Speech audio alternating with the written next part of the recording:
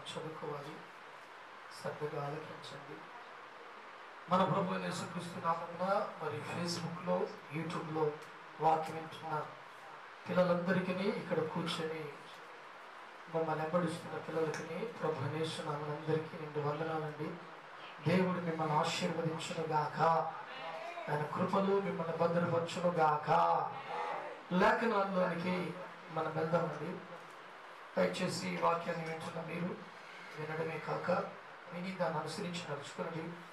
ఆ తర్వాత ఈ ఫేస్బుక్లో, యూట్యూబ్లో వస్తున్న ఈ వాక్యాలను మీ ఫ్రెండ్స్కి, మీ బంధువులకు అనేకులకు షేర్ చేయండి.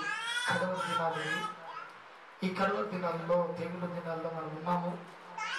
శాంకులుగా మేము కూడా మా శక్తి కొలది దేవుడు మాకు ఇచ్చిన కృపను బట్టి మీ అందరికీ ఇలాగ వాక్యాన్ని టైం తీసుకుని శ్రద్ధగా ప్రార్థనాపూర్వకంగా మీకు వాక్యాలను బోధిస్తూ ఉన్నాం కనుక మీరు బలపరచడమే కాదు, కానీ అనేకులకు తెలియచేయవలసిందిగా, మరి అనేకులకి షేర్ చేయవలసిందిగా ప్రభుత్వం మనం చేస్తున్నాం. మంచిది.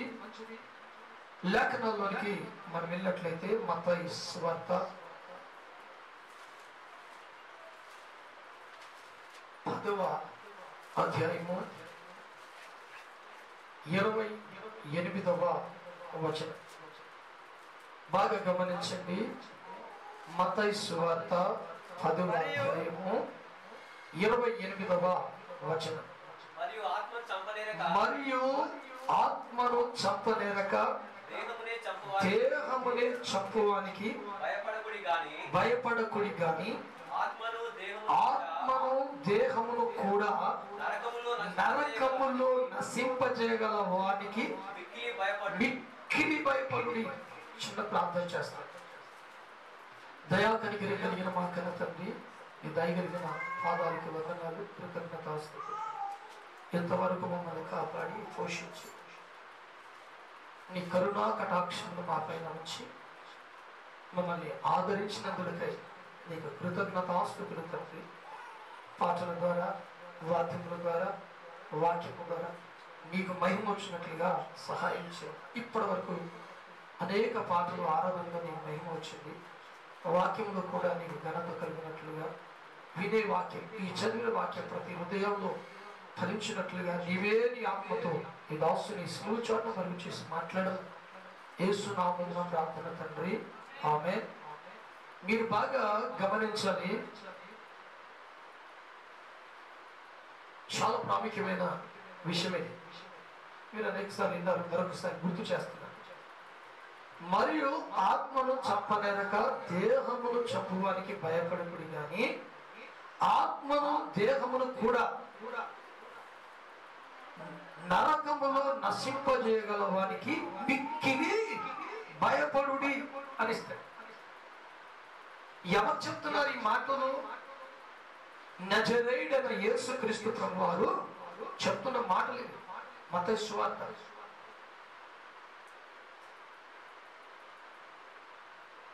మరియు ఆత్మను చంపి మరియు ఆత్మను చంపనేరక దేహాన్నే చంపేవానికి అసలు మీరు భయపడనక్కర ఏమీ లేదు కానీ అనండి. ఇప్పుడు ఆత్మను చంపకుండా శరీరాన్ని చంపేవానికి మీరు భయపడనక్కర ఏమీ లేదు. దేనికి భయపడాలంట? ఆత్మను, శరీరాన్ని, దేహాన్ని, ఆత్మను, ఈ రెండిటిని కూడా నరకములో కాల్చివేయగలిగిన ఆ దేవుడైన యేసుక్రీస్తుకి నువ్వు మిక్కిలి భయపడు. ఇప్పుడు ప్రజలు దేనికి భయపడుతున్నారు? ఇప్పుడు లోకంలో మనం చూస్తే మనం దేనికి భయపడుతున్నాము? కాబట్టి దేనికి భయపడుతున్నాము? వైరస్కి భయపడిపోతున్నాం. ఇంకొకటి ఆ కరువుకి భయపడుతున్నాం. వైరస్కి భయపడుతున్నారు, కరువుకి భయపడుతున్నారు. నేను అంటాను, మనిషికి మరణం వస్తుందా రాదా? ఈ భూలోకంలో పుట్టిన ప్రతి మనిషికి మరణమో వస్తుంది.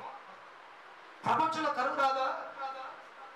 ఇప్పుడు అందరు కరువు వచ్చింది, కానీ ఏదో ఒక సందర్భంలో మన కుటుంబాలు ఉన్నాయనుకోని ఒక నెల రోజులు సమృద్ధిగా తింటారు, ఒక నెల రోజులు కరువు వస్తూ ఉంటుంది. ఇవన్నీ కరువులు లేదంటే ఈ తెగులు చాలా భయంకరంగా, లోకంలో ఇంతకుముందు చాలా తెగులు వచ్చాయి, కానీ ఇది భిన్నంగా ఉంది, కాస్త ఎక్కువగా ఉంది. అయ్యో ఈ రోగం వచ్చి నేను చచ్చిపోతానేమో, చచ్చిపోతాం ఏదో ఒక రోజు. మరణం రాదా మనకి?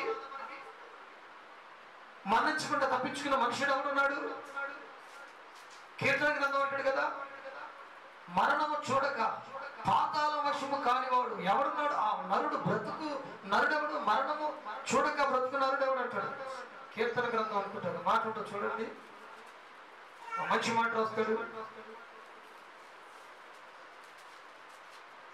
ప్రేమ దేవుని బిడ్డలారా, బైబిల్ గ్రంథంలోకి వెళ్తే కీర్తన తీయండి, నేను చూస్తాను వచ్చిన మీకు చెప్తాను.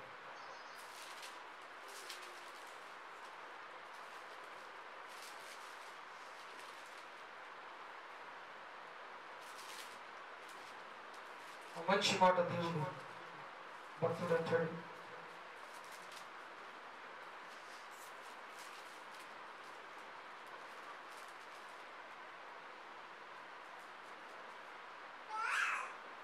ఎనభై 89వ కీర్తన 48వ వచనం గమనించండి. 89వ కీర్తన 48వ వచనం. మరణమును రుచి చూడక బ్రతికే నరుడు ఎవడు? పాతాళ లోకము వశము కాకుండా తన్ను తాను తప్పించుకున్నవాడు ఎవడు? అసలు మరణం చూడకుండా తప్పించుకున్నవాడు ఎవడున్నాడు భూమి మీద? పాతాళ లోకం వశం కాకుండా తప్పించుకున్నవాడు ఎవడున్నాడు? మనకు 2 ప్రదేశాలు ఉన్నాయి. చనిపోయిన ప్రజలకి 2 ప్రదేశాలు. దేవుని పిల్లలకి పరదేశి, దేవుని పిల్లల కాని వారికి పాతాళం. పుట్టిన ప్రతి ఒక్కడు చనిపోక తప్పదు. మీరు బాగా గమనించండి, అర్థం చేసుకోండి. దేవుని లేఖనాల్లో ఏంటంటే, మత్తయి సువార్త మరొకసారి జ్ఞాపకం చేసుకుంటే 10:28లో, మరియు ఆత్మను చంపలేరక దేహమును చంపువానికి, చూడండి, ఆత్మను చంపలేరక పుట్టి శరీరాన్ని చంపేవానికి మీరు భయపడక. అసలు ఎవరు భయపడుతున్నాము? రోగానికి భయపడిపోతున్నారు ప్రజలు, దేవునికి భయపడట్లేదు. శరీరానికి హాని చేసే రోగానికి భయపడుతున్నారు. అయ్యో ఒక పూట తినలేమేమో, రేపు నాడు ఎలా బ్రతకాలి, భోజనం ఎట్లా, పనులన్నీ ఆగిపోతున్నాయి, ఈ పనుల కొరకు భయపడుతున్నారు. ఏమి తిందుమో, ఏమి తాగుతుమో, రేపు ఏం జరుగుతుందని ఈ లోకం కొరకు, లోకంలో తిండి కొరకు, పోషణ కొరకు, మరి ఎలా బ్రతుకుతామో, ఈ వైరస్ ఎప్పుడు పోదో, వీటి కొరకు భయపడిపోతున్నారు, కంగారు పడిపోతున్నారు. కానీ కింద చూసారా, దేనికి భయపడాలంట? ఆత్మను దేహమును కూడా నరకములో నశింపలేవానికి మిక్కిలి భయపడండి. దేహమును ఆత్మను రెండింటిని నరకములో వేయగలిగిన ఆ ప్రభు అయిన యేసుక్రీస్తుకి నువ్వు మిక్కిలి భయపడు. హల్లెలూయా, హల్లెలూయా. మీకు ఒక చిన్న ఎగ్జాంపుల్ చెప్తాను. ఇప్పుడు వైరస్ వచ్చింది, ఈ వైరస్, ఈ కరువు వచ్చింది, ఈ కరువులో వైరస్ వచ్చింది. వైరస్ను బట్టి ప్రజలు కొన్ని జాగ్రత్తలు తీసుకుంటున్నారు. ఏం తీసుకుంటున్నారు చెప్పండి? చేతికి శానిటైజర్ అది రాసుకుంటారు, మూతికి మాస్క్ వేసుకుంటారు. ఎందుకయ్యా ఇదంటే వైరస్ నాకు అంటకూడదు అని జాగ్రత్త.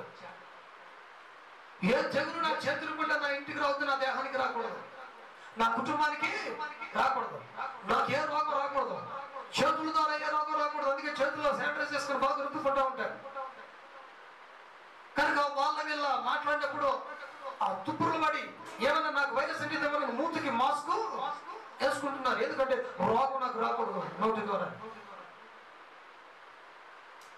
ఈ మధ్య ఆ టీవీ న్యూస్ లో మనుషులు మూతికి మాస్క్ వేసుకుంటారని ముక్కులో ఉంచి నోట్లో ఉంచి వైరస్ పోవట్లేదంట, కళ్ళ నుంచి వైరస్ వస్తుందని ఒకరు ప్రసంగం చేశారు, ఒకరు ప్రకటన చేశారు న్యూస్లో. వైరస్ అంటే కళ్ళ ద్వారా కూడా వస్తుందంట. ఎందుకంటే ప్యాక్ అయిపోయింది కదా, నోరు ముక్క ప్యాక్ అయిపోయినది కంట, కళ్ళల్లో ఆ తుప్పులు పడి కళ్ళ ద్వారా గట్ట వైరస్ మనిషికి వ్యాపిస్తుందంట. చూడండి ఏ పూర్వకంగా వైరస్ వస్తుందో, ఎలా మనిషిని ఇబ్బంది పెట్టిందని, ఈ శరీరం ఎడ కులిపోతుందో, ఈ శరీరానికి ఎడ రోగం వచ్చిందని తెగ జాగ్రత్త పడిపోతున్నారు ప్రజలు. ఇంత జాగ్రత్త కాదు. శరీరాన్ని కాపాడుకోవడానికి, మూతి ముక్కులు కాపాడుకోవడానికి మాస్క్, చేతులు కాపాడుకోవడానికి శానిటైజర్ వేసుకుంటారు, కానీ నీ ఆత్మను కాపాడుకోవడానికి నువ్వు ఎలా జాగ్రత్త పడుతున్నావు? శరీరం ఎప్పటికైనా కుళ్ళిపోద్ది. హల్లెలూయా. వాస్తవ కదా చెప్పండి, నీ దేహం ఎప్పటికైనా కుళ్ళిపోవడమా ఖాయం, శరీరం మట్టికి వెళ్ళిపోవడం ఖాయం. అందుకే భక్తుడు సహోదరుడు పాడువాడు, చచ్చిన మరునాడు పురుగులస్తవి, ఏది శాశ్వతము కాదు యేసయ్య దిక్కు మనకు, ఏది శాశ్వతము కాదు యేసయ్య దిక్కు మనకు. మోసపోకు మోసపోకు మోసపోకు, ఈ మూనాల ముచ్చట చూసారా, నీ నిలువెల్ల గర్వము చూచి. ఇలా చాలా పాటలు పాడారు భక్తుడు, మంచి పాట పాడాడు. ఏం లేదండి, శవం అయిపోయింది, 4 రోజుల తర్వాత చూసుకుంటారా? చనిపోతే 3 రోజులకి లాస్ట్. ఒక మనిషిని చనిపోతే 3 రోజులు లాస్ట్ ఉంచారు. ఇంకా ప్రభుత్వాలు గవర్నమెంట్ వాళ్ళైతే వాళ్ళకి టెస్ట్ చేయడానికో పరీక్ష చేయడానికో పోస్ట్ మార్టం చేస్తే వాళ్ళ కథలు వేరే ఉంటే వాళ్ళు జాగ్రత్తగా ఆ కేసు ఉంటే ఆ శవం ఉంటే దాన్ని ఏదో పరీక్ష చేయడానికి వాళ్ళు ఉంచుకుంటారు. కానీ మామూలుగా ఇళ్ళలో చనిపోయిన వారిని ఇళ్ళలో పెడితే 8 దినాలు ఉంచుకోగలుగుతారు, 3 దినాల కంటే ఎక్కువ ఉంచలేదు. 4వ దినం పడితే మాకు రోగాలు వస్తాయి ఈ బస్తీలో, లేపుతావా లేకపోతే శవాన్ని అంటారు. అంతే. బతుకున్నప్పుడే మనిషికి విలువ, చనిపోయినానికి విలువ ఉండదు, ఆ దేహానికి విలువ ఉండదు. అది మట్టి పోలే. నువ్వు ఎంత ఎర్రగా ఉండి, ఎంత తెల్లగా ఉండి, నువ్వు ఎంత జ్ఞానిగా, ఎన్ని కోట్ల ఆస్తి నీకున్నా, నువ్వు ఒక పట్టు పరుగుల మీద వండుకున్నా, బంగారు మంచాల మీద వండుకున్నా, నీ దేహం మట్టికి పోవడం ఖాయం. ఇంకొక ప్రాముఖ్య విషయం తెలుసా, దేహమును ఆత్మను కూడా నరకములో కాల్చగలిగిన దేవునికి నువ్వు మిక్కిలే భయపడు. తెగులుకు కాదు నువ్వు భయపడవలసింది, రోగాలు కాదు భయపడవలసింది, ఆర్థిక ఇబ్బందులు కాదు, కరువుకు కాదు నువ్వు భయపడవలసింది. నువ్వు ఏదో ఒక రోజు చనిపోక తప్పదు, మనం ఏదో ఒక రోజు ఈ లోకాన్ని విడిచిపెట్టక తప్పదు. నీ శరీరాన్ని, నీ ఆత్మను దేవుడు అగ్నిలో మిక్కిలి కాల్చేస్తాడు, నరకంలో కాలుస్తాడంట. నరకములో కాల్చగలిగిన దేవునికి నువ్వు భయపడు, మిక్కిలి భయపడు. ఇంతకనికి భయం ఉందా దేవుడు అంటే? నువ్వు దేవునికి మిక్కిలి భయపడుతున్నావా, రోగానికి భయపడుతున్నావా, తెగులు భయపడుతున్నావా? పరీక్షించుకో ఒకసారి. ఆఫ్టర్ వచ్చిన ఈ తెగులు కొరకు ఎన్ని జాగ్రత్తలు పడుతున్నావు?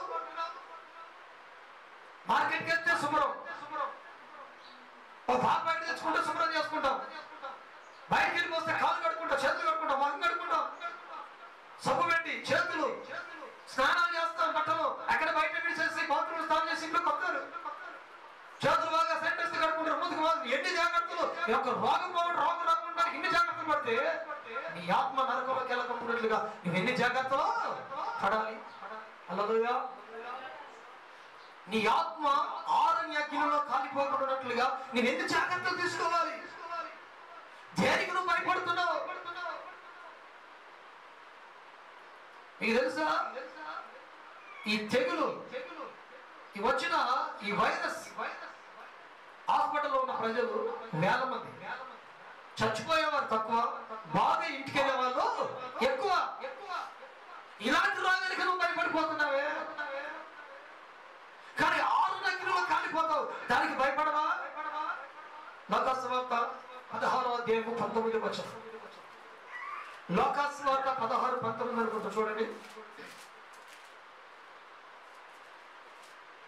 స్పీడ్ గా చదవగలిగి చక్కగా చదువుకుంటూ వెళ్ళిపోతాం. ధనవంతుడు ఒకడు, అతడు ఊదారంగు బట్టలను ధరించుకొని ప్రతి దినము బహుగా సుఖించువాడు.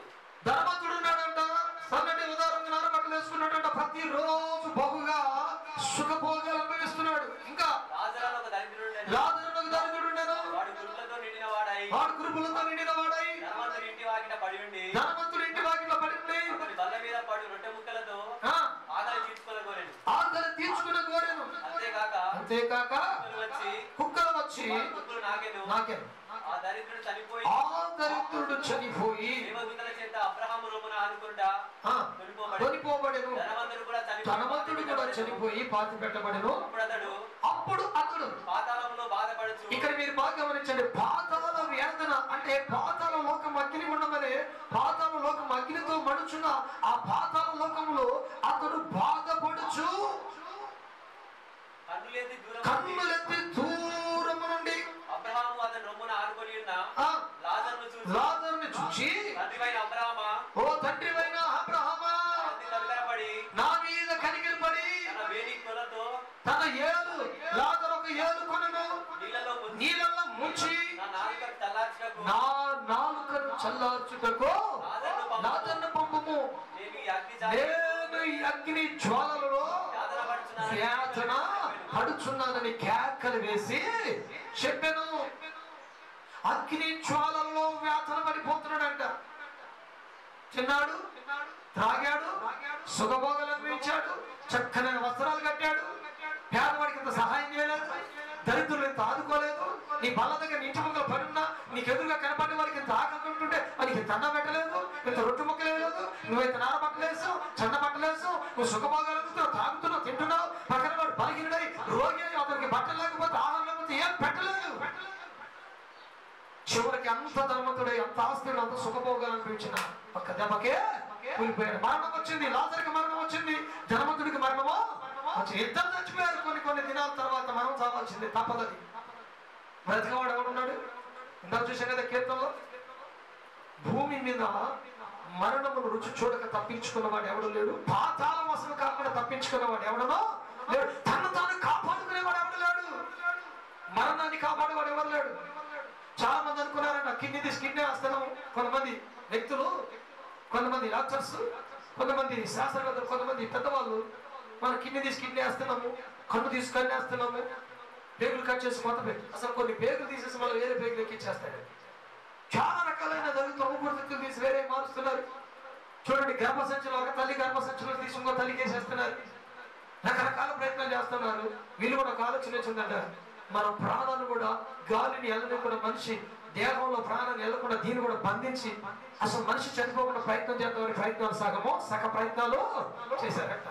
చేస్తే ఏమైపోయింది చెప్పండి? వాళ్ళ వల్ల అయిందా? ఎవరి వల్ల కాదు, విఫలమైపోయింది. ఎందుకో తెలుసా? నరుని ఆత్మ యెహోవా పెట్టిన దీపం. హల్లెలూయా చెప్పండి, చెప్పరే హల్లెలూయా. నరుని పెట్టిన ఆత్మ, నరునికి ఇచ్చిన ఆత్మ యెహోవా పెట్టిన దీపము, ఆయన పెట్టిన దీపము. ఆయన ఉంచితే ఉంచుతాడు, లేదంటే రాంటే చేయడమే. అందుకు నీ ఆత్మకు లెక్క ఉంది. నీ ఆత్మ నరకంలో కాలిపోతుంది, దానికి భయపడు. ఓ రేపు నేను అగ్నిగుండకి వెళ్ళిపోతా, నేను నరకంలోకి వెళ్ళిపోతా, హారణగిరిలో దిగిపోతా, కనుక నేను జాగ్రత్త పరుచుకుంటా, నా ప్రభుకు నేను భయభక్తులు కలిగి జీవిస్తానన్న ఆ భయం నీలోకి రావాలి. ఎవరికి భయపడుతున్నావు?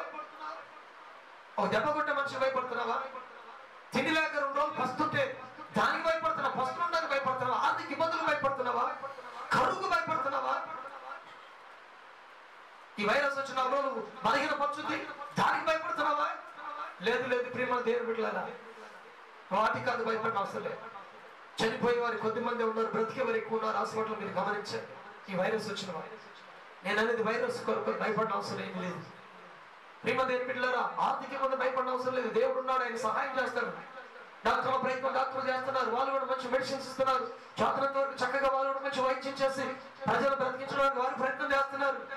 గవర్నమెంట్ వాళ్ళు, ప్రభుత్వాలు, డాక్టర్లు, మున్సిపల్ సిబ్బందులు, మీడియా వాళ్ళు, పోలీసులు వారు ప్రయత్నం చేసి వాళ్ళు చాలా వరకు ప్రజలను కంట్రోల్ చేసి మనుషులు బ్రతకడానికి వాళ్ళ ప్రయత్నం వాళ్ళు చేస్తున్నారు.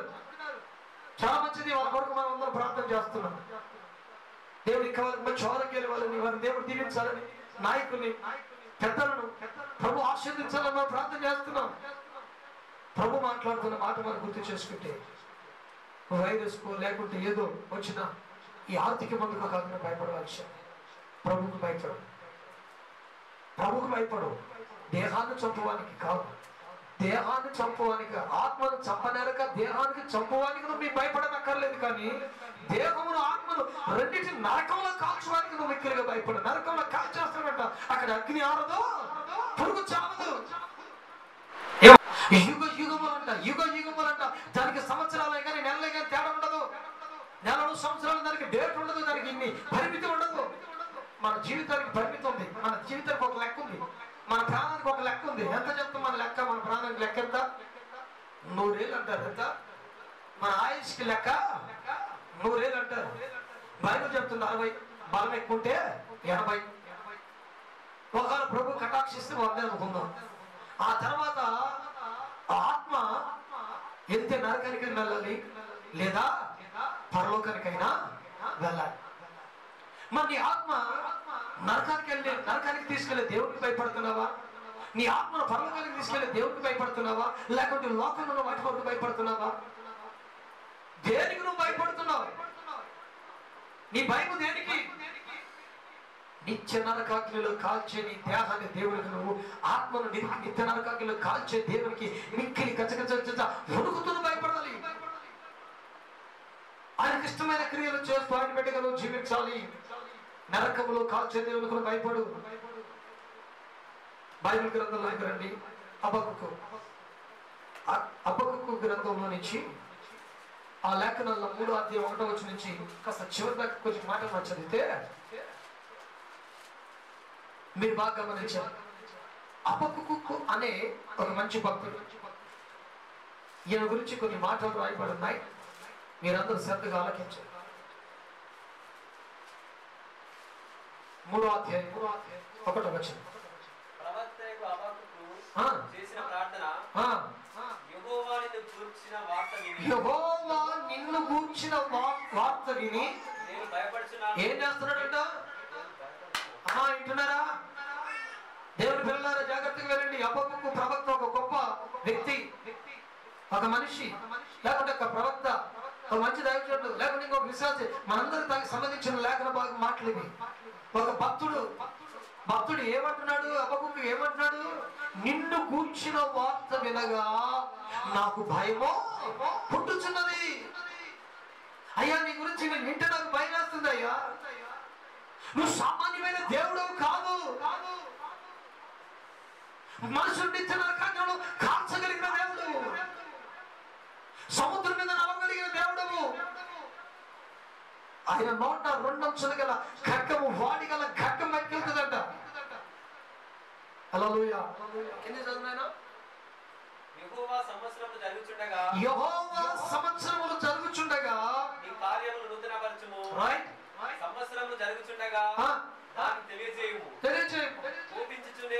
కోపించుచునే వాత్సల్యమును జ్ఞాపకమును తెచ్చుకొనుము.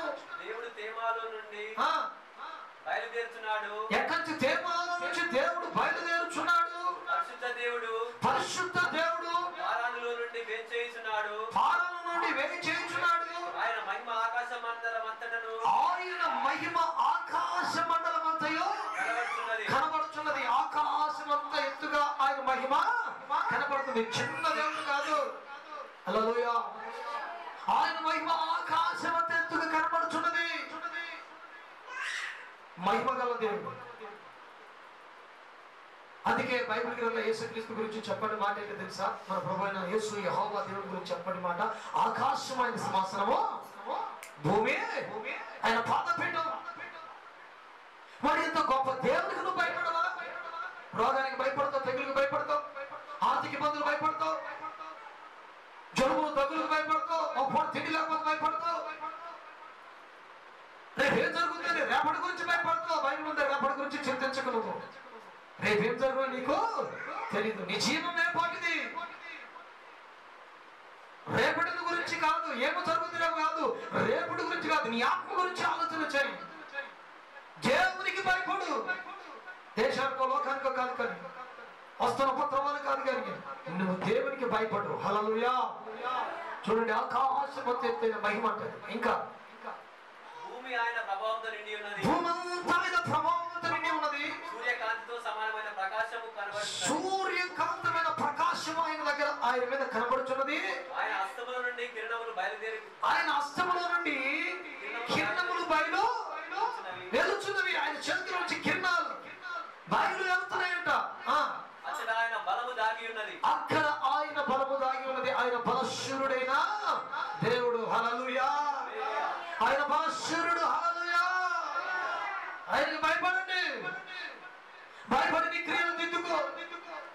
నీ అలవాటు ఎందుకో? ధనవంతుడు తాగాడు, తినాడు, సుఖభోగాలు అనుభవించాడు, జాలి కనికరం లేకుండా పేదల కటాక్షించకుండా సుఖాలు అనుభవించి చచ్చాడు. అతను కూడా దేవుడి గురించి తెలుసు, కానీ మార్పు లేని మనిషి. మార్పు లేని జీవితం, భయం లేని జీవితం. దేవుడు అంటే భయం లేని జీవితం.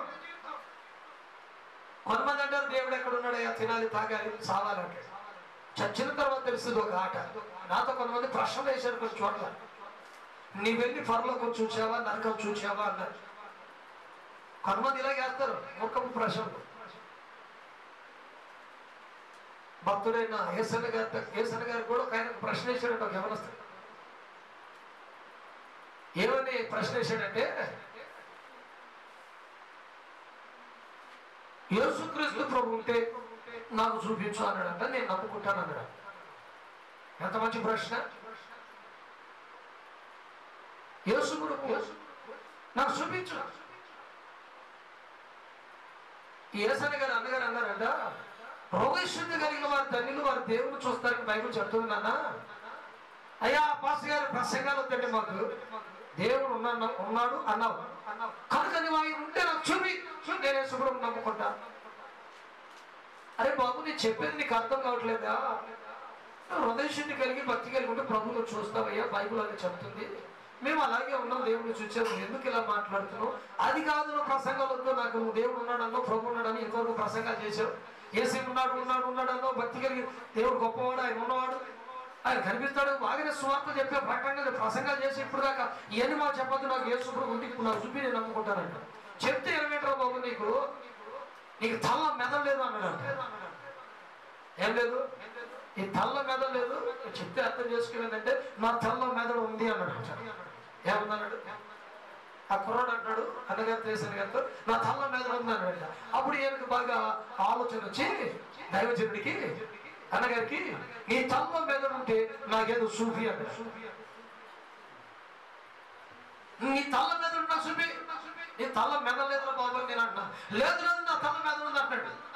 అంతకుముందు యేసుప్రభు చూపి అన్నాడు. ఇప్పుడు ఏసన్న గారికి దొరికిపోయి ఏమంటాడు ఏసన్న గారు, నీ తల్ల మెదలేదని శాంపిల్గా అసలు ఉదాహరణ అలా అనేసాడు అంతే. చెప్తే ఇంట్లేదని మన మెదడు ఉంది అంటున్నాడు ఈ పిల్లడు, ఎవరొస్తాడు. అందుకే ఈ తర్కవాదులు ముఖంగా చేస్తారు కొంతమంది ప్రజలు. ఆయన ఉంటే చూపి అన్నాడు అంతే. నువ్వు చూపి అన్నా, నా తలలో మెదడు ఉంది, ఇప్పుడు నా మెదడు నీకు చూపించాలంటే నా తలకాయ పగలు కొట్టాలి. నా తలకాయ పగలు కొట్టి నా మెదడు తీయాలని నేను చచ్చిపోతా. ఇక నీతో నాకు ఎక్కగలిగానన్నా నేను వెళ్ళిపోతున్నా, రైతులు పట్టుకొని వెళ్ళిపోయాడు. కొంతమంది అదే ప్రశ్నలో నరకం ఉందా, పరలోకం ఉందా, నువ్వు చూసావో పోయి ప్రశ్నలు వేస్తారు. పోతే కదా తెలిసేది, పొందని తెలుస్తుంది. నరకం ఉంది లేదు. ఇప్పుడు ధర్మతుడు పోయాడో పోలేదా, అది నరకం కాదు.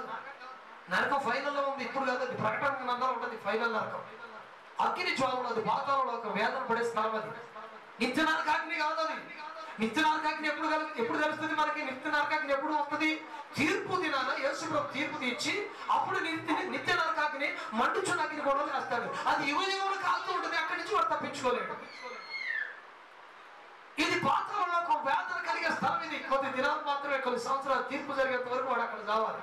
కాలుతూ అగ్ని పాతాళంలో కొన్ని దినాలు అక్కడ వేదన పడాలి, తీర్పు కాలం వరకు. నువ్వు ఎవరికి భయపడుతున్నావు? కొంతమంది పిల్లలంట దేవుడు పోషిస్తున్నా, కాపాడుతున్నా, అన్ని సమృద్ధిగా ఇస్తున్నా, దేవునికి భయపడలేదంట. కానీ అప్పుకు ఎవరికి భయపడుతున్నాడు? ఎవరికి భయపడుతున్నాడు? దేవునికి భయపడుతుంది. ఇంకొంచెం చదవండి కిందికి చదువుతారుగా. ఆయనకు ముందుగా తెగులు నడుస్తున్నవి, ఆయనకు ముందుగా తెగుళ్ళు నడుస్తున్నాయి, ఆయన పాదముల వెంట మెరుపులు వచ్చున్నవి, ఆయన పాదముల వెంట మెరుపులు వస్తున్నాయి. ఇప్పుడు ఆయన వెనక రాబోతున్నాడు, ముందు ఏమొచ్చాయి? ఇప్పుడు ఏం అర్థమవుతుందా మీకు? దేవుడి పిల్లలాగా అర్థం చేసుకోండి, బాగా వినండి, అర్థం చేసుకుని గ్రహించండి. ఆత్మ సంగములతో చెప్తున్న మాట చూగలవాడు వినుడు గాక. ఆయనకు ముందర తెగులు నడుస్తున్నాయి, యేసయ్య వెనక పాదముల వెనక మెరుపులు. ఆయన పాదముల వెంట మెరుపులు వస్తున్నాయి. నా వెనక రాబోతున్నాడు, అందుకే ముందుకు తెగులు వచ్చాయి. తెగులు ముందు వస్తున్నాయంటే వెనక ప్రభు రాబోతున్నాడట. అందుకే మేఘాలు కూడా యేసుక్రీస్తు రాబోయే గడియలు ఆసన్నమో అవుతున్నాయి. ఇంకా కొన్ని చదవండి.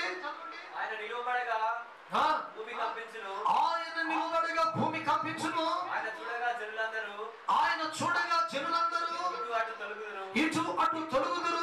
అధికారుల పర్వతములు ఆ, బద్దలైపోవును. ఆ, పురాతన గిరులు అణుగును. ఆ. పూర్వకాలం మొదలుకొని ఆయన ఇలాగ జరిగించువాడు. పూర్వకాలం మొదలుకొని ఆయన ఇలాగు జరిగించువాడు. ఆ, కూషీల డేరాలలో ఉపద్రవము కలగగా ఆ. నేను చూచి చూచి తిని దేశస్తుల డేరాలు గదగద వణికెను. అసలు డేరాలు కూడా గజగజ వణికెను. యెహోవా నదుల మీద నీకు కోపం కలిగినందున నదుల మీద యెహోవాకు కోపము కలిగినందున, నదుల మీద నీకు ఉగ్రత కలిగినందున నదుల మీద నీ ఉగ్రత కలిగినందున, సముద్రం మీద నీకు ఉగ్రత కలిగినందున సముద్రం మీద కూడా నీ ఉగ్రత కలిగినందున నీ గుర్రములను కట్టుకొని నీవు గుర్రములను కట్టుకొని రక్షణార్థమైన రథముల మీద ఎక్కి వచ్చుచున్నావు. ఈ రక్షణార్థమైన రథములు ఎక్కి వచ్చుచున్నావు. విల్లు వరలో నుండి తీయబడి ఉన్నది. ఆ, నీ వాక్కు తోడని ప్రమాణం చేసి నీ ఆ. ప్రాణములను స్థిరపరిచి ఉన్నావు. yes, ఇంకా భూమిని బద్దలు చేసి నదులను కలగజేసి ఉన్నావు. భూమిని బద్దలు చేసి నదులు నువ్వే కలుగ చేసి ఉన్నావు. నిన్ను చూసి పర్వతములు కంపించును. నిన్ను చూసి పర్వతాలు వణుకును. జలములు ప్రవాహములుగా పారును. ఏమవుతాయంటమ్మా? భూమి ఏమైందంట? పర్వతాలు ఏమైతాయంట? కొలిస్తూ 4 మూరలు లేదు, 6 అడుగులు 7 అడుగులు ఉంటారు, 4 అడుగులు ఉంటారు, 5 అడుగులు ఉంటారు, 5 అడుగులు 4 అడుగులు. ఇది భయపడట్ల మనుషులు దేవునికి. పర్వతాలు గజ గజ గజ గజ వరుగుతున్నాయంట. పర్వతాలు వరుగుతున్నాయి, నదులు గజ గజ వరుగుతున్నాయి, పారిపోతున్నాయి, నదులు చీరుతున్నాయి. నదులంట ఇటువంటి తొలగిపోతున్నాయంట, పర్వతాలు వణికిపోతున్నాయంట దేవుడికి. నదులు పర్వతాలు వరుగుతుంటే లేదు కానీ ఈ మనుషులు మనకట్లేదు, భయపడట్లేదు దేవునికి. అందుకే బైబిల్ చెప్తుంది ఏదో తెలుసా? నాశనమునకు ముందు గర్వము నడుస్తుందా? నాశనానికి ముందు ఏం నడుస్తుంది? గర్వం నడుస్తుంది. పడిపోయే ముందంట అహంకారము నడుస్తుందంట. ఎవడైతే పడిపోవాలనుకుంటాడో వాడికి ముందు అహంకారం నడుస్తుందంట. పడిపోయే ముందు గర్వం నడుస్తుందంట. గర్విష్ఠులు కూలిపోతారంట ఖచ్చితంగా. భయం లేదు నీకు, భక్తి లేదు. పర్వతాలు గజగజ వణుకుతున్నాయి, నదులు ఇటు అటు తొలగిపోతున్నాయి దేవునికి భయపడి. ఎంత మనుషులు అండి మనం? మన ప్రాణం ఏ పాటిది? యాకోబు భక్తుడు అంటాడు కదా, నీటి మీద బుడగ లాంటిది, ఆవిరి లాంటిది మన జీవితం అంటే. ఇంత ఆయుష్, ఇంత బుడగ లాంటి మన జీవితానికి దేవునికి భయపడలేదు. అనుకుంటూ పట్టుకుంటూ అయిపోయేటోళ్ళు దేవునికి భయపడలేదు కానీ పర్వతాలు దేవునికి భయపడుతున్నాయి, నదులు వనికి ఇటు అటు తొలుగుతున్నాయి. అందుకే దేవుడు అంట, నువ్వు దేవునికి భయపడు ముందు. నిత్య నరకాగ్నిలో నరకములో కాల్చగలిగిన దేవునికి నువ్వు మిక్కిలి భయపడు.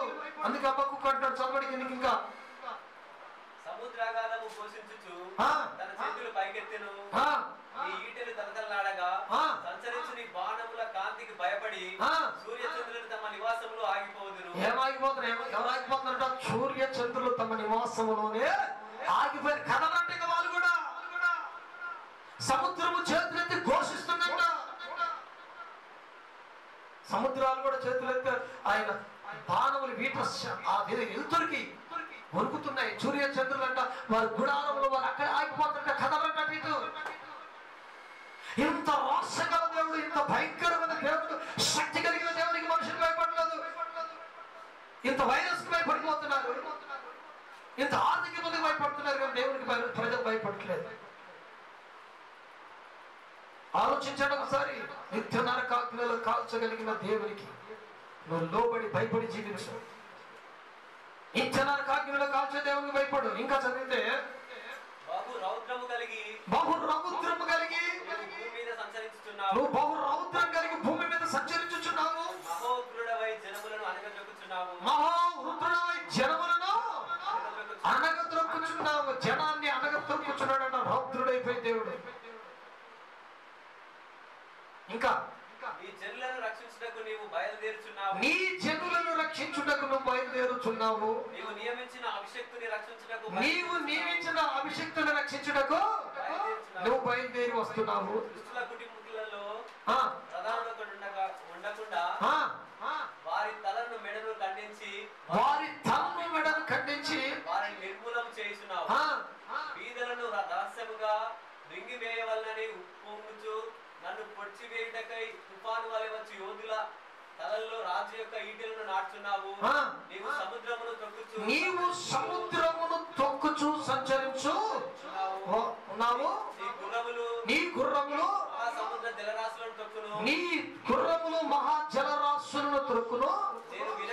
చూడండి, ఇక్కడ చూడండి, నేను నిన్ను గురించి యేసుని గురించి ఇదంతా వినగా జనుల మీదికి వచ్చుచున్నారు, జనుల మీదికి వచ్చుచున్నారు, సమీపించు వరకు నేను ఊరకొని శ్రమ దినము కొరకు నేను శ్రమ దినము కొరకు కనిపెట్టి ఉండవలసినది. నా అంతరంగము నా అంతరంగము కలవరపడుతున్నది, ఆ శబ్దములకు నా పెదవులు కదులుచున్నవి, నా ఎముకలన్నీ కుళ్ళిపోవు ఉన్నవి, నా ఎముకలు కుళ్ళిపోతున్నాయి. ప్రభు వచ్చే దినాన్ని, ఆ శబ్దాన్ని, ఆ రౌద్రమును అది ఊహిస్తేనే, ప్రభు రాకను ఊహిస్తేనే నా పెదవులు వణుకుచున్నవి, నా ఎముకలు కుళ్ళిపోతున్నవి, నా గుండెలు అదులుచున్నాయి. అసలు ఎంత భయపడుతున్నాడు పక్కకు. దేవుని గురించి ఆలోచన చేస్తేనే భయం వస్తుంది, ఆయన గుర్రాల గురించి వింటేనే భయం వస్తుంది, ఆయన మాట వింటేనే భయం వచ్చేస్తుంది పక్కకు. ఇంకా నా కాళ్ళు వణికిపోతున్నాయి. చూడండి, నా కాళ్ళన్నీ వణికిపోతున్నవి. ఇక ఇక్కడి నుంచి చూడేప్పుడు అంజూరు చెట్లు పూయకపోయినను, ద్రాక్ష చెట్లు ఫలించకపోయినను, ఒలివ చెట్లు కాపు లేకపోయినను, చేనులో పైరు పంటకు రాకపోయినను, గొర్రెల దొడ్డిలో లేకపోయినను, శాలలో పశువులు లేకపోయినను, నేను యెహోవా యందే ఆనందించదను. చప్పట్లు కొట్టండి గట్టిగా ప్రభుకి. మన ప్రభువుకి మహిమ కలుగును గాక.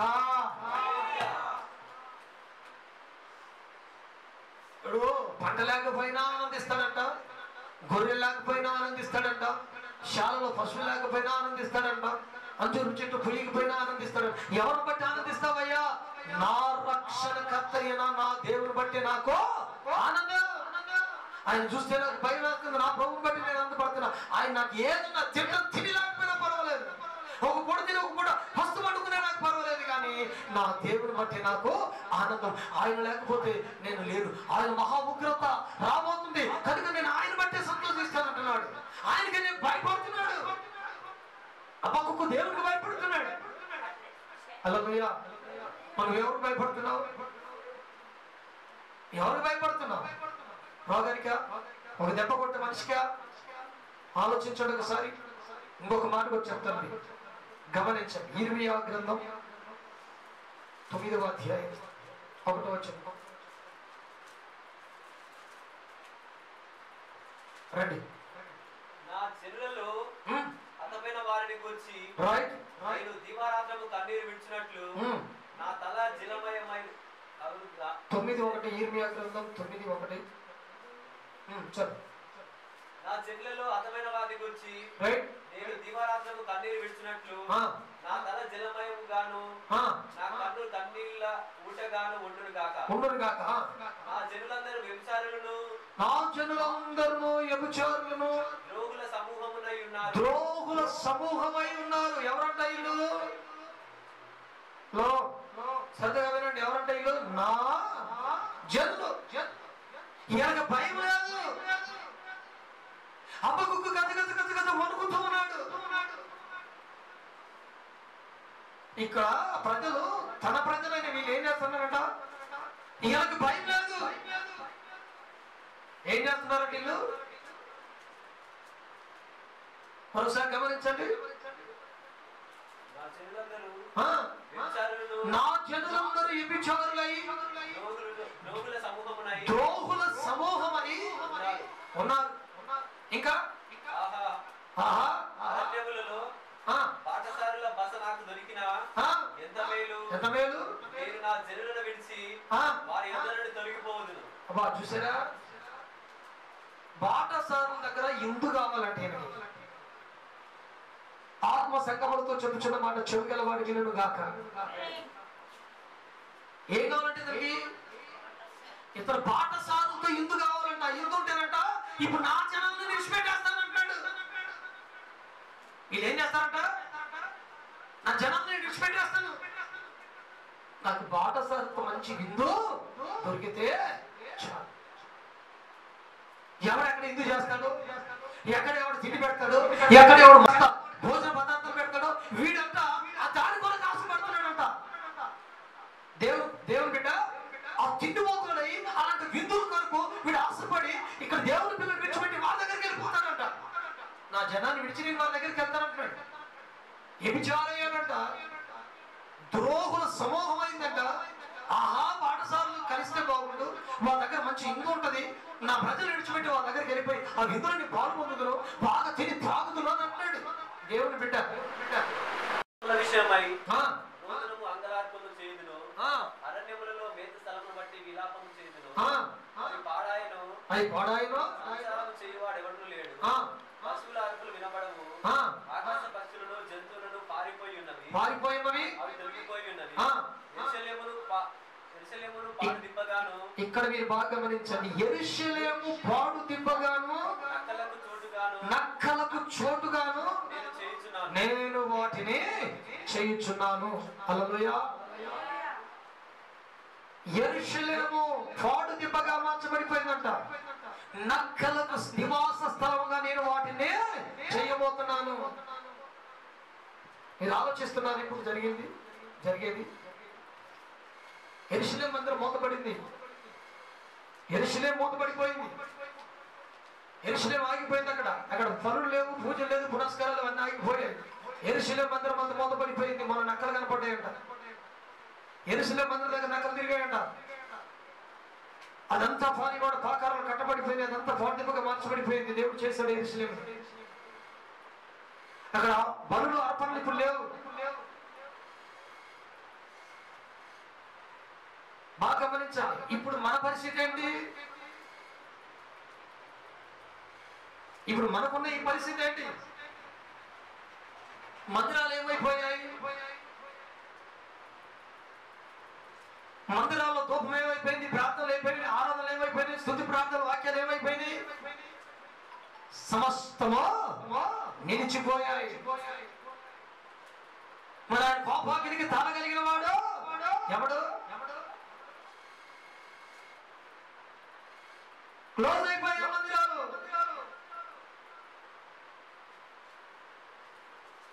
ఇర్మియా గ్రంథంలో 5వ అధ్యాయంలో కూడా కొన్ని మాటలు చూడండి.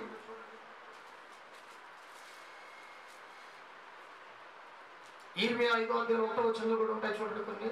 యెరూషలేము వీధులలో అటు ఇటు పరిగెత్తుచు, యెరూషలేము వీధుల్లో ఇటు అటు పరిగెత్తుచు చూచి తెలుసుకొనుడి, దాని గురించి నువ్వు తెలుసుకుని. కానీ రాజవీధులలో విచారణ చేయుడి, న్యాయమును జరిగించుచు నమ్మకముగా ఉండు. నమ్మకముగా ఉన్న ఒక్కడైనా మీకు కనబడిన ఎడల అబ్బా దేవుని స్తోత్రం చెప్తాను. యెరూషలేము వీధుల్లో, ప్రాకారం దగ్గర వీధుల్లో అటు ఇటు అని తిరగండి, చూచి విచారణ చేయండి, పరీక్షించండి. న్యాయముగా నడుచుకునిచున్నవాడు ఒక్కడైనా కనపడతాడేమో తెలుసుకోండి. ఇంకా కొన్ని చదువునైనా యెహోవా జీవము తోడు అని మాట పలికినను వారు మోసమునకై ప్రమాణము చేయుదురు. ఎట్లా చేస్తున్నారంట? యెహోవా జీవము తోడని ప్రమాణం చేసిన ఎలాంటి ఒట్లు పెడుతున్నారు? అబద్ధమైన మోసకరమైన ప్రమాణాలు చేస్తున్నారు. యేసయ్య తోడండి, నేను తప్పు చేయలేదండి, ఆ చేసిందే తప్పు. హల్లెలూయా. ఎవరిలో? యేసుక్రీస్తు బిడ్డలు. అన్ని అబద్ధపు ప్రమాణాలే, అబద్ధపు మాటలే, అబద్ధపు ఒట్టులే, అబద్ధపు క్రియలే. ఒక్కడైనా ఉన్నాడా? ఒకసారి నువ్వు తిరిగి కనుక్కో అన్నట్టున్నాడు. సొదొమ గొమొర్రా పట్టణంలో 10 మంది నీతిమంతులు ఉంటే పట్టణాన్ని కాపాడుతాను అన్నాడు దేవుడు. ఉన్నారా? 5 మంది తప్ప 10 మంది ఆ పట్టణంలో లేదు. లోతు కుటుంబం 5 మంది తప్ప ఎవరు నీతిమంతులకు ఆ పట్టణంలో కనపడ, సర్వనాశనమో అయిపోయింది. ఇప్పుడు యెరూషలేము వీధుల్లో చూడు, అన్ని అబద్ధ ప్రమాణాలే, అక్కడ నీతిమంతుడు లేడు. ఇంకా చదివితే యెహోవా యథార్థత మీదనే కదా నీవు దృష్టి ఉంచుచున్నావు. యెహోవా యథార్థత మీద కదా నువ్వు దృష్టి ఉంచుచున్నావు. నీవు వారిని కొట్టిదివి, కానీ వారికి దుఃఖం కలగలేదు. ఏం చేశాడంట? వీళ్ళు మారాలని దేవుడు కొట్టాడు, కానీ వీళ్ళకి ఏం కలగట్లేదు, దుఃఖం లేదు. ఇంకా వారి క్షీణింపజేసి ఉన్నావు, శిక్షకు లోబడుతున్నారు. వారి శిక్షకు లోబడట్లేదు. రాతి కంటే తమ ముఖములను, రాతి కంటే వారి ముఖములను కఠినం అయిపోయినాయి అంట. హల్లెలూయా. రాయి కంటే వారి ముఖాలు కఠినం అయిపోయినాయి. శిక్షిస్తున్నా కానీ దులిపేసుకుంటున్నారు. ఇలాగా ఎందుకు శిక్ష వచ్చిందంటే మార్పు చెందడానికి. హల్లెలూయా. ఇప్పుడు వచ్చింది దేవుని ఉగ్రత కదా, వింటున్నారమ్మా? ప్రేమ దేవుని పిల్లలు కష్టం మనసు పెట్టండి. ఇప్పుడు మీరు వింటున్నారు కదా, ఇప్పుడు జరుగుతున్న సంభవాలు జరుగుతున్నాయి కదా. ఇప్పుడు ఇంత పెద్ద తెగులు వచ్చి, ఇంత పెద్ద కరువు వచ్చి, ఇంత పెద్ద శోధన వచ్చింది, దేవుడి సెలవు లేకుండా వచ్చిందా? ప్రభు కలిగి చేస్తే వచ్చింది. మరి దీనికి ఎవడైనా భయపడుతున్నాడా? ఎవడైనా దేవుని ఉగ్రత లోబడి మనసు మార్చుకుంటున్నారా? ఇది దేవుని ఉగ్రత. దేవుడు మనకు శిక్ష పెట్టాడు, మనం మనసు మార్చుకోవాలి, ప్రార్థన చేసుకోవాలి, ఆయన తట్టు తిరగాలి, దేవుడికి ఇష్టమైన క్రియలను విడిచిపెట్టాలి, మారు మనసు పొందాలని ఏ మనుషుడికైనా కలుగుతుందా? అలా ఇలా వెరిసిలే వీధుల చుట్టూ తిరిగితే ఒక్కడైనా నీతిమంతులు కనపడలేదు. నేను దానిని బట్టి నీతిమంతులు ఒక్కడుంటే నేను రక్షిస్తాను. నీతిమంతులు ఒక్కడైనా కనపడుతున్నాడా? అబద్ధపు ప్రమాణాలు చేస్తున్నారు. నేను శిక్షించినాను, క్షీణింపజేసినాను. వారు ఏం చేస్తున్నారంట? వాళ్ళ ముఖములు రాతి కంటే ఎక్కువగా కఠినమో చేసుకుంటారు. నేను కొంతమందిని చూస్తానండి, పండ హృదయం. హృదయం చెప్పండి, ఎన్ని శిక్షలైనా రాని, దేవుడు ఎన్నిసార్లు శిక్షించని, దేవుడు ఎన్నిసార్లు గద్దించని, దేవుడు ఎన్నిసార్లు రోగాలు తెగులు పెట్టని, మన కుటుంబాలకు ఎన్ని ఇబ్బందులను కలగజేయని బండలాంటి హృదయాలు అయిపోయాయి. క్షణం ఉండదు. వస్తుంది పోతే పోతే. కొంతమంది అంటారు రోగాలు రాగమాను పోగమానులు వస్తుంటే పోతుంటాయి, దేవుడు శిక్ష కాదులే. అమ్మ దేవుడు ఏదో సరిగ్గా నడుచుకుంటలేదేమో, దేవుడు అందుకే శిక్ష వచ్చింది. నేను ఒక్కదాన్ని నడుచుకుంటా, అందరు నడుచుకుంటారు భక్తికని. కఠినమైన హృదయాలు, మార్పు లేని హృదయాలు, మనలే. మీకు ఇంకొక చిన్న ఉదాహరణ చెప్తాను. నిర్గమాకాండంలో చదవనక్కర్లేదు కానీ, ఐగుప్తు దేశంలో దేవుడు కొన్ని తెగులు కలుగజేశాడు. ఈ తెగులు కలుగజేసే ముందు దేవుడు ఏమని చెప్పాడు మోషేకి? ఫరో హృదయాన్ని నేను కఠినము చేస్తాను, ఫరో మిమ్మల్ని పోనీయడు, నా చెయ్యి ఐగుప్తు మీద నేను ఉంచుతాను, అక్కడ అద్భుత కార్యాలు, సూచక్రియలు, అంటే అక్కడ సూచనలు, అనేకమైన అద్భుతాలు చేస్తాను, నా శక్తిని నేను చూపిస్తాను అక్కడ ఫరోకి. 10 తెగులు కలగజేసి 10 సూచక క్రియలు చేసిన ఫరో హృదయం కఠినంగా ఉందంటే ఎవరు చెప్పారు? 10 హృదయం కఠినంగా ఉంచుతానని దేవుడే చెప్పాడు. ఇప్పుడు ఈ హృదయాలు కూడా దేవుడు ఏం చేశాడు? కొంతమంది హృదయాలు బండ హృదయాలను కఠినంగా చేశాడు. ఎందుకంటే వారు నాశనము చేయడానికి. దేవుడే కొన్ని కుటుంబాలు నాశనం చేయడానికి వాళ్ళ హృదయాలు కఠినపరుస్తున్నాడు. అది గుర్తుపట్టట్లా. గమనిస్తున్నారా? పొరలోనే కఠినపడితే ఏమేమి పోయాయి? పశువులు తెచ్చాయి, ఆవులు తెచ్చాయి, పంట పోయాయి, వడగల చేత సమస్త కాలిపోయాయి. చివరికి మరణదూత వచ్చింది. ప్రియమైన బిడ్డలారా, మరణదూత వచ్చి ఇంటింట పుట్టిన ప్రతి కుమారుడు, జ్యేష్ఠ కుమారుడు ఇన్ని రకాలైన ఇబ్బందులు, నష్టం కలగజేయడానికి దేవుడు ఆ దేశంలో అన్ని నష్టాలు కలగజేయడానికి ఫరో హృదయాన్ని కఠినమో చేశాడు. హృదయం కఠినమైందంటే నష్టం నీ జీవితంలో వస్తుందన్నది వాస్తవం. అది గుర్తుపెట్టుకో. వస్తే పోతే కూడా అది నువ్వు అనుకుంటే మూర్ఖత్వం. అది వస్తుంది. హృదయం కఠినమైందంటే నీ జీవితంలో భయంకరమైన శాపాలు కలుగుతాయని అర్థం, నష్టాలు కలుగుతాయని అర్థం, శోధనలు కలుగుతాయని అర్థం. మరో హృదయం కఠినమైందంటే 10 శోధనలు ఇంటికి వచ్చినాయి. హృదయం కఠినపరుచుకుంటున్నావు. దేవుడే హృదయాన్ని కఠినపరిస్తే నీ జీవితం కలాసే. అందుకు ప్రభుని అడుగు, ఎందుకు నాయన నా హృదయం కఠినం అయిపోయింది, నువ్వు ఒకవేళ నా హృదయం కఠినపరిస్తే నేను క్షమించను ఆయన, నా మనసు మార్చును ఆయన, నేను కఠినంగా ఉండొద్దు ఆయన, నీ తట్టు తిరుగుతాను ఆయన, ఈ అలవాట్ల నుంచి బయటకు వస్తానని ఒక తీర్మానం చేసుకొని ప్రార్థన చేసుకో. దేవునికి స్తోత్రం. గట్టి చెప్పండి హల్లెలూయా. ఇంకా కిందికి చదువు నాయన. 5 ఇర్మియా కిందికి. ఇంకా వారిని ఆయన తట్టు మల్లుటకు సమ్మతింపరంటే ఆయన తట్టు తిరగడానికి ఇష్టపడరంట. ఎంత మంచి వాళ్ళు. ఇప్పుడు ఇష్టపడుతున్నారమ్మా? రోగం వచ్చినా ఆయన తట్టు తిరుగుతున్నారా? తెగులు వచ్చినా ఆయన తట్టు తిరుగుతున్నారా? ఆర్థిక ఇబ్బంది వచ్చినా ఆయన తట్టు తిరుగుతున్నారా? కూర్చున్న గంట ప్రార్థన చేస్తున్నారా? పాస్టర్ గారు ఇలా యూట్యూబ్లో, ఫేస్బుక్లో వాక్యం చెప్తుంటూ కూర్చుని వాక్యం వింటున్నారా? తట్టు తిరుగుతున్నారా? చెప్పండి, తిరుగుతున్నారా?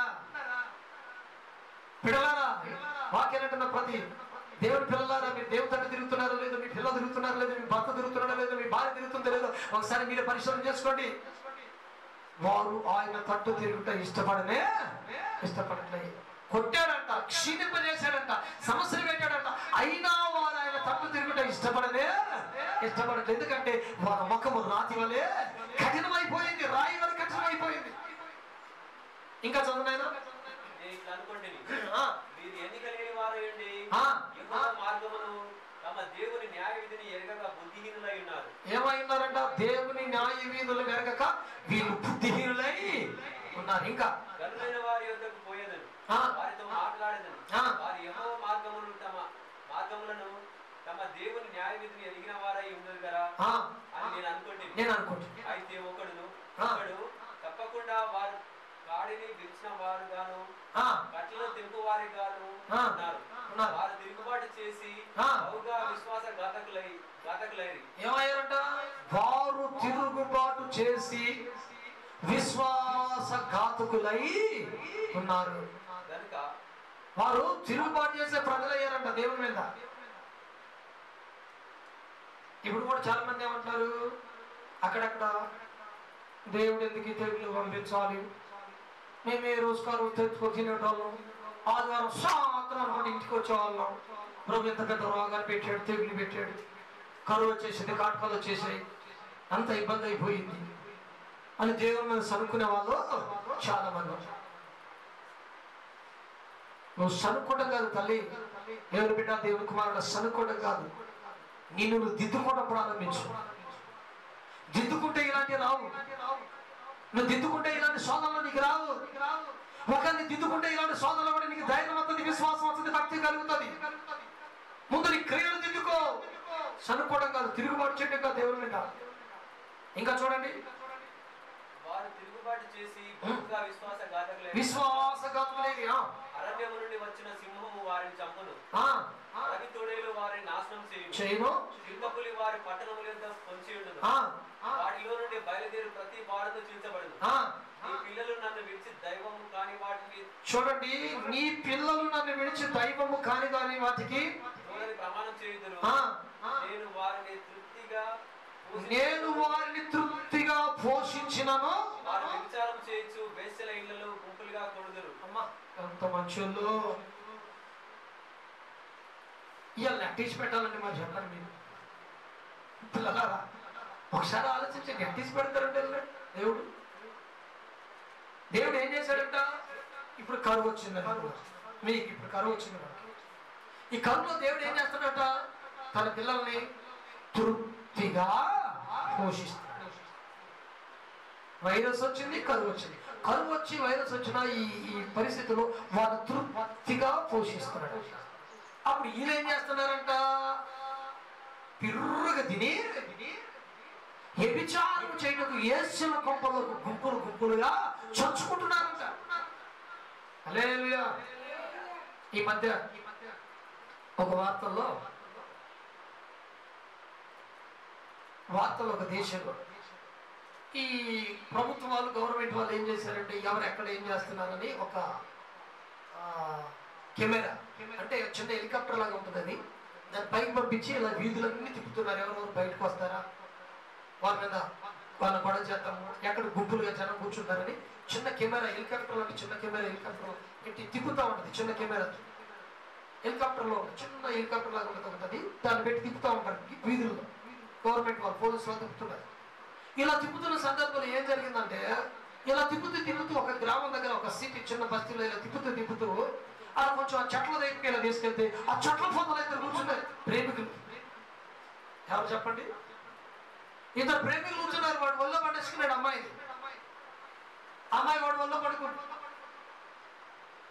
ఇలా ఒకరి వల్ల ఒకరు పడుకుంటున్నారు. అక్కడ ఆ కెమెరాలో కనబడి ఈ కెమెరా చేసి చక్కగా వాళ్ళ దగ్గరికి తీసుకెళ్ళి పెట్టారు. ఆ కెమెరా చూసి దులుపుకొని పరిగెత్తుతున్నారు, పైకేసుకుని దొరుకుతా ఉన్నారు లేచి. కరువు వచ్చి ఒక పక్క చస్తుంటే, వైరస్ వచ్చి ఒక పక్క చస్తుంటే, వీళ్ళు ప్రేమకుల చెట్లలో పోయి సింధులేస్తున్నారు. ఇలా కొంచెమైనా సిగ్గుచేరముందా? దేవుడు అంటాడు, నేను సమృద్ధిగా నీ పిల్లలను పోషిస్తే వీళ్ళు ఏం చేస్తున్నారంట? బిర్రుగా తిని, సమృద్ధిగా తిని యేసుల కొంపల్లోనికి గుంపులుగా దొరబడుతున్నారు వ్యభిచారం చేయడానికి. ఎంత దౌర్భాగ్య స్థితి అనేది. ప్రజలకు భయం లేదు, దేవుని పిల్లల పేరుతో కొంతమంది భయం ఉండదు. హల్లెలూయా. ఇంకొంచెం చదువు నాయన. నేను ఎట్లు నిన్ను క్షమించుదును, నేను ఎట్లా క్షమించాలి, నేను ఎట్లా క్షమించేది అంటున్నాడు ఆయన. దేవుడు అంటున్నాడు, నేను ఎలాగే వాళ్ళకి క్షమించాలి. నీ పిల్లలు నేను సమృద్ధిగా పోషించి తిని, కరువు వచ్చింది సమృద్ధిగా పోషిస్తున్నాడు, కానీ క్రియలు ఎట్లా ఉన్నాయి?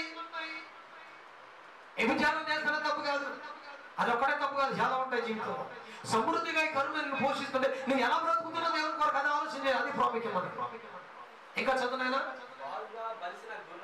అబ్బా ఈ మాట ఉండేటువంటి బహుగా బలిసిన గుర్రముల వలె ప్రతి వాడును ఏం చేస్తున్నాడంట? బాగా అర్థం చేసుకోండి మీరు. బహుగా బలిచిన అది గుర్రముల వలె ఇటు అటు. ఇంక పని మాట ఉండదు కదా, మరి పని కూడా లేదు ఇప్పుడు. ఏం లేదు, ఏడో పనులు కూడా లేదు చేసుకోవడానికి. గుర్రగా తింటాం, బలిసిన గుర్రంలాగా ఇటు అటు తిరగడానికి. తిరుగుడే ఆ కొంపకి ఈ కొంపకి. ఇంకో విచిత్రమైన మాట ఉంది చూడండి అక్కడ. ఏం చేస్తాడంట? తన పొరుగుడు భార్య ఉంటది, తన పక్కనే ఉన్న భార్యలు ఉంటుంది చూసా, ఆ భార్య దగ్గర పోయి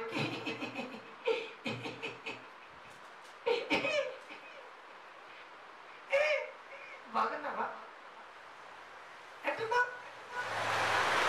దేవుడు ఒక భార్య ఇచ్చి కాస్త కడుపాని దండం పెట్టి కరువు కాటకాల్లో తెగుళ్ళలో కూడా దేవుడు ఇంత పోషిస్తుంటే, పిల్లలు పోషిస్తూ తరువు పోషిస్తుంటే ఇక్కడ తింటున్నాడు. మీరుగా 3 పూటలు పెడతాడు దేవుడు, సమృద్ధిగా తింటున్నాడు. చిన్నోడు తిని ఎగిరించేది సకిరించేది, నా భార్యకి సకిరింపు అయిపోద్దిగా, తన భార్య దగ్గర నవ్వుకుంటూ అయిపోద్దిగా. కాస్త ఏదో ఇవాళ కొంచెం స్మార్ట్ కనపడుతున్నావే, కాస్త అంతగా కనపడుతున్నావే, ఇవాళ నాకు ఎందుకు నువ్వు వెరైటీ కనపడుతుంది. తన భార్య అంటే ఎంత బాగుంటుంది. పక్కోడు భార్య దగ్గరికి వెళ్ళి, పక్కోడు కోప దగ్గరికి వెళ్ళి, తన భార్య దగ్గరికి వెళ్ళి వేరే భార్య దగ్గర సిగ్గుతాడంట. అందుకే అమ్మలారా, అక్కడెక్కడ ఉన్న స్త్రీలారా, తల్లులారా, మీకు చేతులకు దండం పెడతాను, జాగ్రత్త. వాడి వచ్చి అన్నప్పుడు మీరు అనకండి, కాస్త జాగ్రత్త. ఏ ఆడ మనిషి పక్కన ఆడ మనిషి ఎర్రగా బుర్రగా తెల్లగా ఉంటుందో, కొత్త అందంగా ఉంటుందో, కొత్త మెత్తగా ఉంటుందో, నేను నవ్వితే నవ్వుతుందో, కాస్త ఈజీగా ఉన్న పడగొట్టొచ్చని వాడి కొమ్మ చుట్టూ తిరుగుతాడు. వేరే వాడు కాదు, పక్క పక్క వాళ్ళని అంటారు. అక్కడ రాయబడింది కదా, తన పక్క సహోదరుడి భార్య దగ్గరికి వెళ్ళి అని రాయబడింది. ఎగిరిస్తూ సగిరిస్తూ తిరుగుతాడంట. బాగా బలిసిన గుర్రంలాగా ఉంటాడు, దీక్షంగా ఉంటాడు. మరి తిని తిని తిని తిని దేవుడు పెడితే 3 పూటలు తిని బాగా బలిశాడంట మరి మనిషి. మరి బలుపు ఎక్కువై ఊరుకుంటాడు చెప్పండి, అవతల కోపల మీదకి పడుతుంది. ఇంకా చదువుని కిందకి అటువంటి కార్యములను బట్టి అసలు నేను దండెముకొని ఊరుకుంటానా? అటువంటి జనం మీదికి నా కోపము తీర్చుకోకుండా ఉంటానా? ఇది యెహోవా. అలాంటి వాళ్ళు ఊరుకుంటాడని మరి దేవుడు చెప్పాడు. నా ఉగ్రత తేకుండా ఊరుకుంటానా? నా కోపము తీర్చుకోకుండా ఊరుకుంటానా? 3 పూటలు పెట్టి బిర్రుగా తినిపిస్తున్నా పిల్లలకి, నేను పోషిస్తున్నా వాళ్ళని.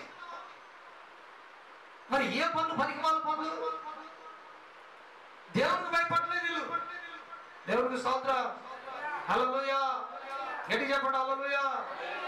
ఇందాక చూసారా, మందిరములు పాడు దిబ్బగా, యెరూషలేము పాడు దిబ్బగా మార్చబడింది, నక్కరికి నివాసంగా చేయబడింది.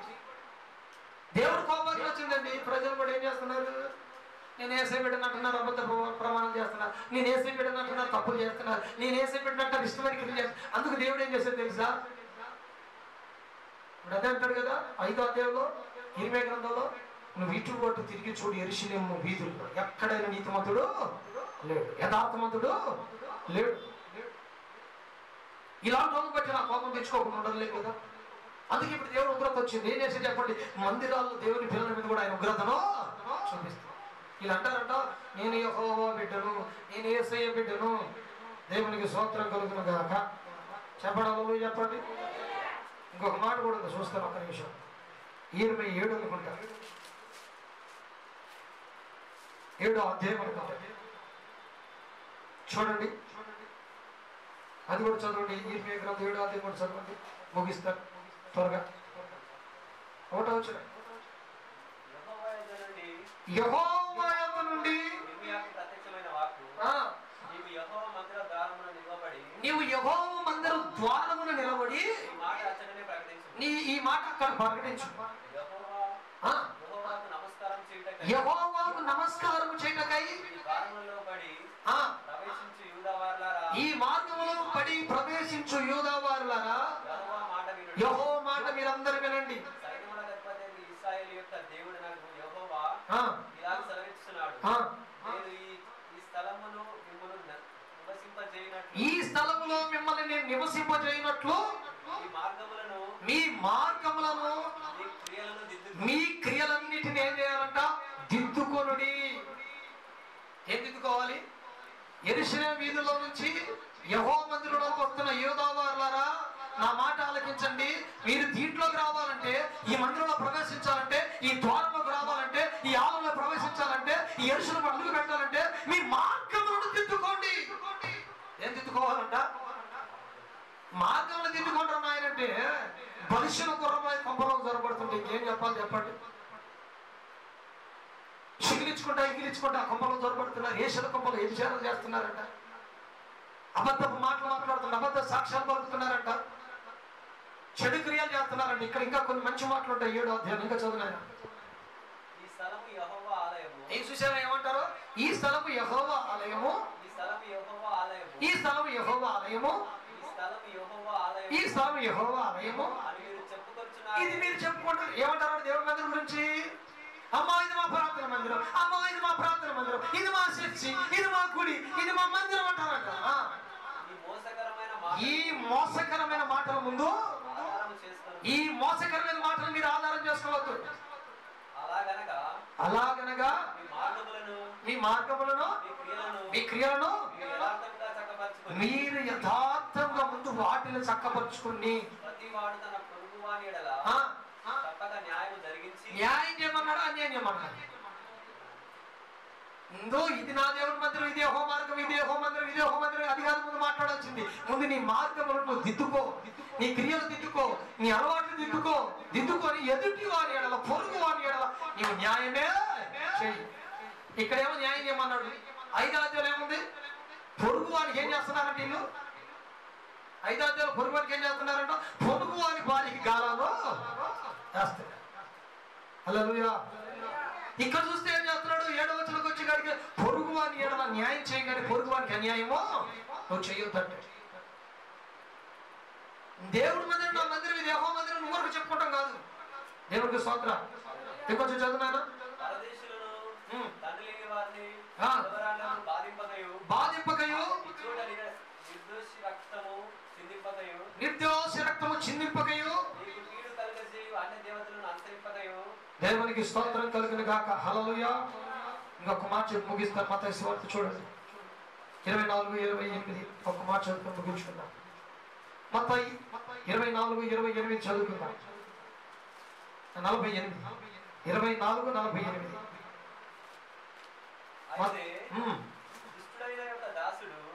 దుష్టుడైన ఒక దాసుడు మీరు బాగా ఇప్పుడు ఈ మాటలు కాస్త నిదానంగా విన్నారంటూ ముగించుకోవచ్చు.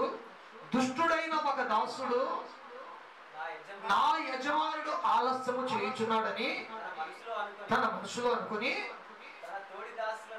తన తోటి దాసులను ఏం చేయడం మొదలు పెట్టాడంట? కొట్టడము మొదలు పెట్టాడంట. అసలు యజమానుడు రావడానికి కొంచెం ఆలస్యం అయిందంట. ఆలస్యం చేస్తున్నాడంట. ఆయన రావడం చాలా ఆలస్యమని తన తోటి దాసులనంట కొట్టడానికి ప్రయత్నం చేస్తాడు. కొట్టడం మొదలు పెట్టాడంట. కొట్టడమే. ఇంకా ఏం చేస్తున్నాడంట? అయ్యా బాగా వింటున్నారా? త్రాగుబోతులతో తినుచు త్రాగుచు ఉండేది. యజమానుని ఆలస్యం చేశాడని తన తోటి పని వాళ్ళ సహోదరులు బాగా కొడుతూ త్రాగుబోతులతో త్రాగుతూ తినుచు వారితో సంచారం చేస్తున్నాడు. ఎందుకంటే ఇంకా యజమానుడు లేట్ అయింది రావడానికి. నా యజమానుడు కొంచెం ఆయన లేట్గా వస్తున్నాడు అంటే అర్థం ఏంటి తెలుసా? ప్రభు ఆలస్యం చేస్తున్నాడని రావటం, ప్రభు రాకడ ఇంకొంచెం ఆలస్యం ఉందని వీడు ఏం చేస్తున్నాడంట? ఇతరులు తోటి వాళ్ళని కొడుతూ తిడుతూ వాళ్ళని హింస పెడుతూ ఇబ్బంది పెడుతూ త్రాగుతూ తందనాలు ఆడుతూ వీడు సుఖభాగాలు అనిపిస్తున్నాడంట.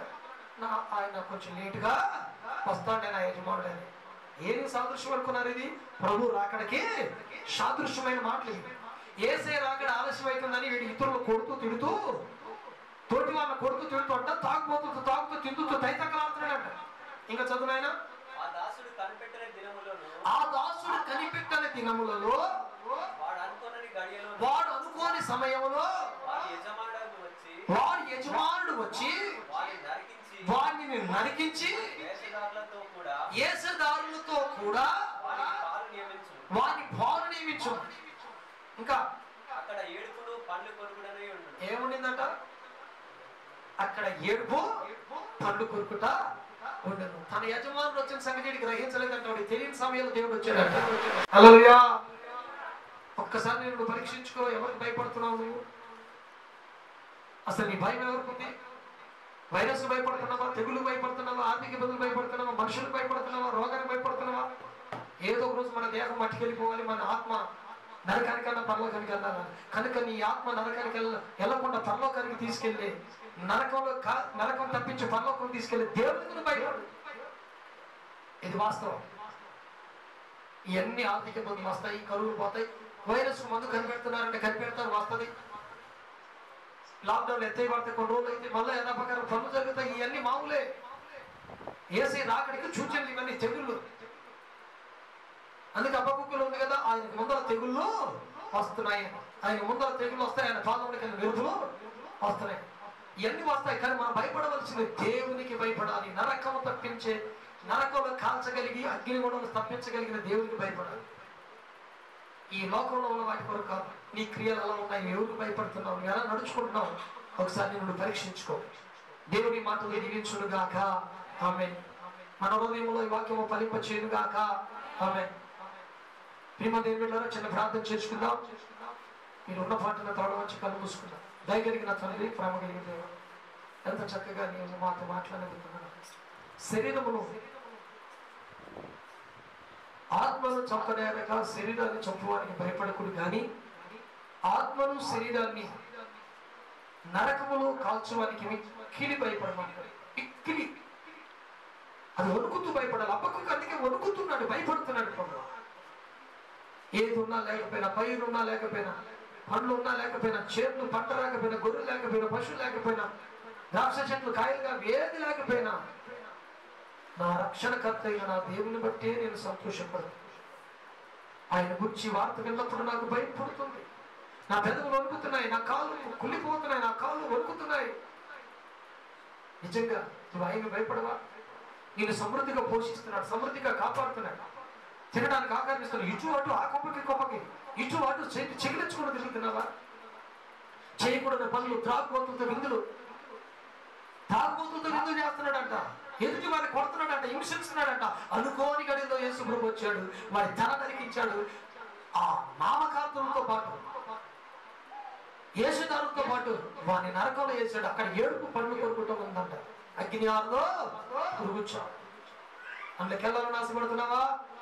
నీ హృదయం కఠినం అయిపోయిందా? నీ ముఖం రాతి వల్ల చేసుకున్నావా? నీ గుండె బండలాగా మార్చబడిందా? అందుకే నీకు ఇంక అనేక శోధనలు నేను మర్చిపోవద్దు. మనసు మార్చుకో, ఆయన తట్టు తిరుగు. దేవుడు నిన్ను పోషిస్తున్నాడు. ఆయన బిడ్డగా బ్రతుకు, ఎడతెగక ప్రార్థన చేయి. ఆయన రాకడ సమీపిస్తుంది. ఆయన ముందుగా తెగులు వస్తున్నాయి, వెనక ప్రభు రాబోతున్నాడు. భయముతో, వణుకుతో, అపకుక్కు వలె ఆయన ఉంటే నాకు చాలని ప్రార్థన పూర్వకంగా భక్తితో బ్రతుకు. నరకం తప్పించబడుతుంది. ఇప్పుడు చూస్తే ఈ తెగులు కొరకు శానిటైజర్ రాసుకుంటున్నావు, మస్కులు కట్టుకుంటున్నావు, సబ్బులు పెట్టి ఉతుక్కుంటావు, చేతులు కట్టుకుంటావు, బాగా జాగ్రత్తగా ఉంటున్నావు, అనేకమైన జాగ్రత్తలు తీసుకుంటావు, వస్త్రాలు ఉతుక్కుంటావు, చేతులు కడుక్కుంటావు. నీ హృదయాన్ని కడుక్కో, నీ మనసును కడుక్కో, నీ తలపులు కడుక్కో. ఈ రోగాలు కొన్ని రోజులే, కానీ నిత్యాల నరకాగ్నిలో పడకుండా తప్పించుకో. ప్రభా, నీ పిల్లలతో మాట్లాడినందుకు, నాతో మాట్లాడినందుకు మమ్మల్ని శుద్ధి చేసుకొని నరకం తప్పించుకోవడానికి మాకు సహాయం చేయమని, నీ భక్తిలో జీవించే కృప మాకు ఇవ్వండి. మమ్మల్ని తప్పించుకోవడానికి, నీ భక్తి కలిగి మేము జీవించడానికి సహాయం చేయండి. ఎంతమంది వాక్యాన్ని విన్నారో ఫేస్బుక్లో, యూట్యూబ్లో అందరినీ దీవించండి. ఈ కృపలో మీరు భద్రపరుచుకున్నాను. కూడి ఉండి ఇంట్లో కూడి ఆరాధన చేస్తున్నా, ప్రార్థన చేసి వాక్యం విన్న ప్రతి బిడ్డను దీవించండి. మమ్మల్ని తగ్గిస్తే నేను నామనే చేస్తాను. నేను అక్కడ ఆలోచిస్తే మళ్ళీ శుక్రవారం మేము కలిసి నేను స్తుతించే భాగ్యం దయచేయమని, మరేసిన కానుకలు దీవించండి. యేసు నామమున ప్రార్థన తండ్రి, ఆమేన్. మన తండ్రి యొక్క దీవెన, కుమారుడు యొక్క కృప, పరిశుద్ధాత్మ కన్యల సాహసం ఇప్పుడు ఎల్లప్పుడూ దాకా సకల పరిశుద్ధులను ఫేస్బుక్ లో, యూట్యూబ్ లో వాక్యం ఉంచిన ప్రతి బిడ్డకును ప్రభు ఆత్మతోడు, ఆత్మ చేత వారిని కాపాడి ఈ తెగులన్నింటిలో ఆర్థిక ఇబ్బందుల ప్రభు విడిపించి రక్షించి కాపాడును గాక. యేసు రక్తమే, యేసు రక్త సంపూర్ణ విజయం కలుగును గాక. అపవాదికి నిత్యనాశనం కలుగును గాక. మన ప్రభు యేసుక్రీస్తుకి నిత్యము జయం కలుగును గాక. ఆమేన్. హల్లెలూయా. యేసు ప్రభు నామమున అందరికీ వందనాలు. Praise the lord. షేర్ చేయండి, అనేకులకు తెలియపరచండి. మీ అందరికీ మా కుటుంబం తరఫున హృదయపూర్వక వందనాలు.